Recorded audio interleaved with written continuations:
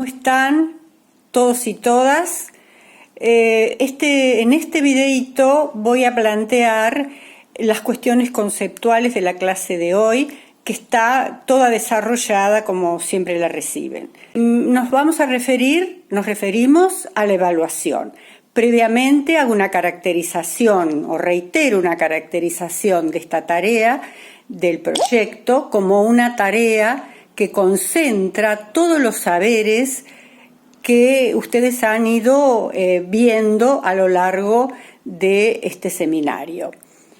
Es una práctica integradora y ahí se ve todo lo que ustedes han podido recuperar. Respecto de evaluación, la caracterización de la evaluación, como ustedes van a ver, tiene en cuenta dos importantes dimensiones. Una dimensión que es tomar conocimiento de un objeto mediante distintos tipos de pruebas para interpretar y explicar lo que sucede en ese objeto o proceso y emitir un juicio.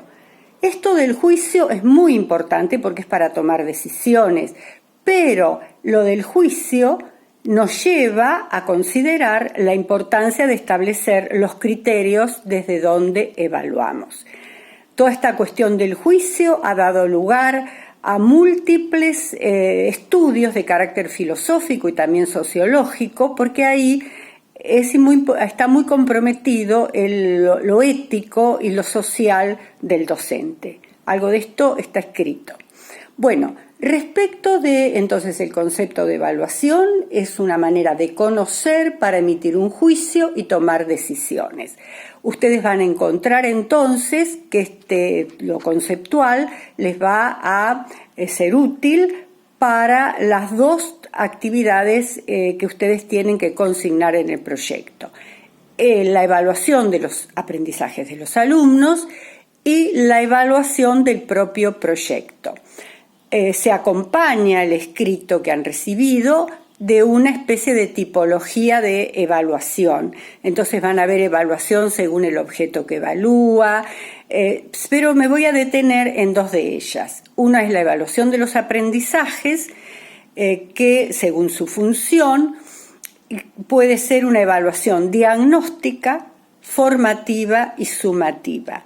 Ojo con la diagnóstica, que no es solo la inicial. Podemos querer diagnosticar un aspecto del proceso, del desempeño de nuestros alumnos, también en cualquier momento del desarrollo de las clases.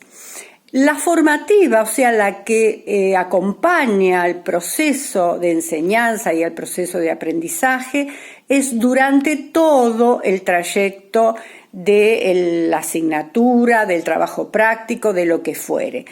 La evaluación formativa, como dicen los médicos, monitorea todo ese proceso y nos da elementos tanto a los docentes como a los alumnos respecto de la marcha del mismo.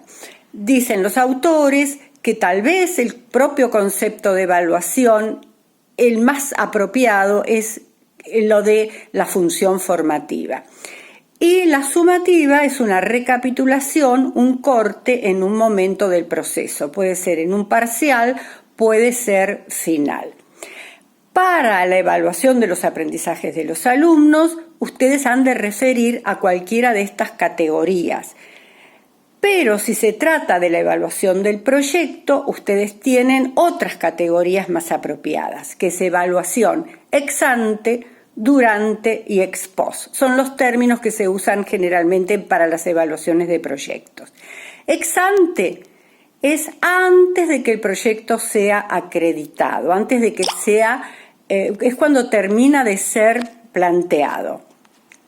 Entonces, esta es la situación que nos acontece a todos los universitarios, por ejemplo, cuando presentamos un proyecto de investigación o extensión.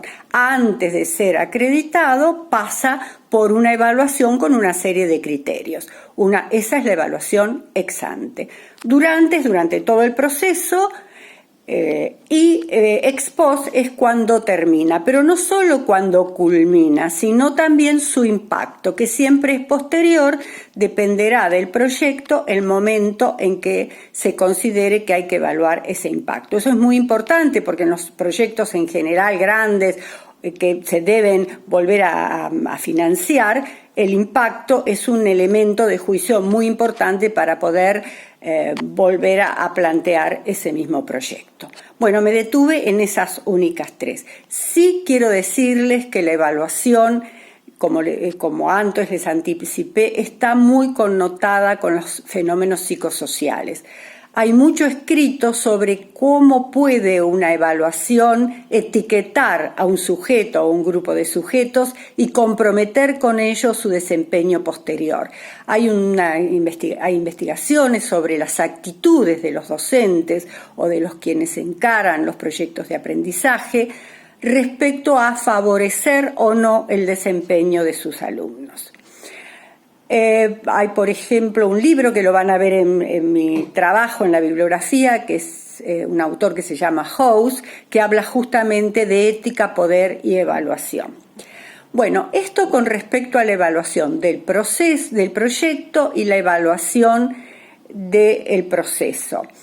Del proyecto y del proceso de aprendizaje. Respecto del proyecto, olvidé decirles que cada momento tiene alguna estrategia de evaluación privilegiada. Por ejemplo, la ex ante corresponde un análisis documental. En cambio, durante uno puede hacer observaciones, reuniones, entrevistas. Ex post igual. Quiere decir que cada tipo de evaluación de proyecto tiene estrategias específicas. Y como ustedes van a notar, muchas de esas estrategias son similares a las estrategias de investigación. Aunque investigación y evaluación son dos actividades distintas, las estrategias son parecidas. Por eso se dice que el campo evaluativo intersecta tres grandes otros campos: el campo de la didáctica, el campo de la investigación y el campo de la planificación. Por otra parte, tenemos que decir que la evaluación como estudio no tiene una entidad disciplinar. Quiere decir que no hay una disciplina donde a la que específicamente le corresponda este campo. Todas las disciplinas están atravesadas por el campo evaluativo. Todas tienen en su haber el tema de la evaluación. La evaluación es una práctica social. Lo es no solo porque es una práctica en un sentido educativa, sino porque la evaluación ha sido usada, y si ustedes estudian, Díaz Barriga tiene un muy buen trabajo sobre la genealogía de la evaluación. La evaluación se origina en China muchos años antes de Cristo con los fines de reclutar funcionarios para el imperio. O sea que la evaluación también se utiliza en el ámbito social, inclusive en el ámbito cotidiano, aunque no es lo mismo que la evaluación sistemática. Bueno, esto es algo respecto a la primer parte de evaluar los aprendizajes y evaluar el proyecto. En una segunda parte me refiero a varias estrategias para mejorar el desarrollo del currículum. Y en ese sentido menciono a la propia evaluación, a investigar el currículum, como Díaz Barriga mucho nos ha insistido sobre ese tema, a plantear innovaciones, como es lo que tratamos de orientar en este momento, de auspiciar la propia evaluación y también, como dice Zabalza, que haya en las instituciones una mentalidad curricular. Prefiero hablar de conciencia curricular, es decir, saber que cada una de nuestras actividades educativas tienen que ver con un proyecto más amplio que es el currículum. Bueno, me despido ahora. Hasta pronto.